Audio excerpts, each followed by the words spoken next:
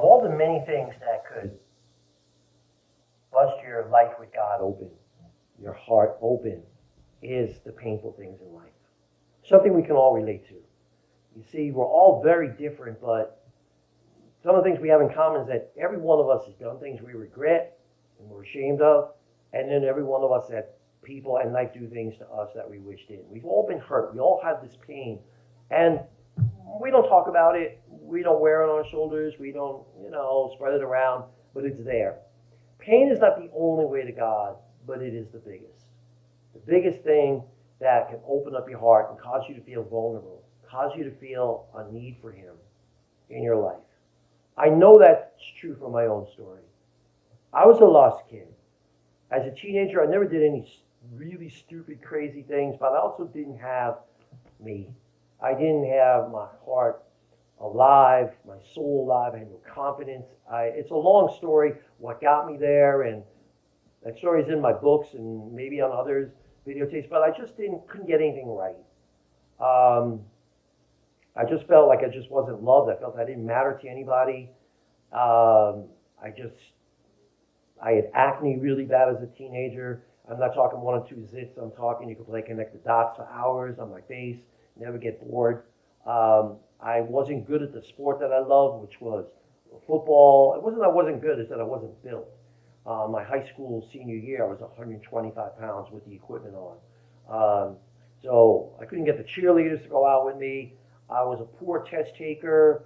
I don't know, just a lot of things, that just caused me to just be down on myself and my life.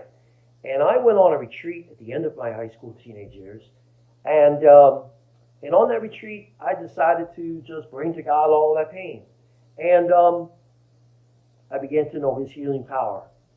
I just said to Him, I said, look, I don't know if you're real. I don't know if you care about me. You seem to have blessed everybody better than me. But if you're real, I'm not doing so good. And I could use some love. So hit me.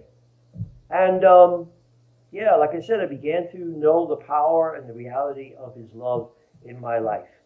I have seen this many times with young people because we all, it's not just young people, we all try to pretend that we got it all together. Okay, that's what you got to do in life. You can't walk around like letting any of the weakness show. And I'm not advocating that you do that, but when it comes to God, He wants you to keep it real with Him. How did Jesus teach us to pray? Our Father. That's how He opens it. Our Father. He's trying to teach us that you grow old, you grow wise, but in your heart, you're always going to need that God the way a child needs their parent.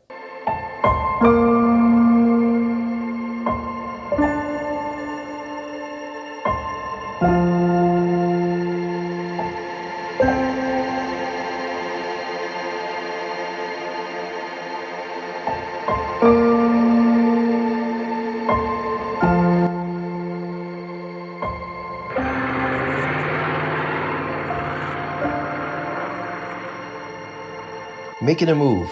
Okay, be willing to look at your story, and was there any pieces of my story that you were able to relate to? Things that you have also been through.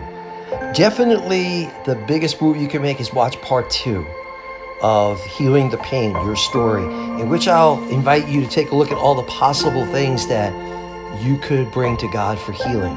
And most of all, you'll learn in that video what is the different ways in which God actually heals you so that these things no longer hold you back and cripple your life.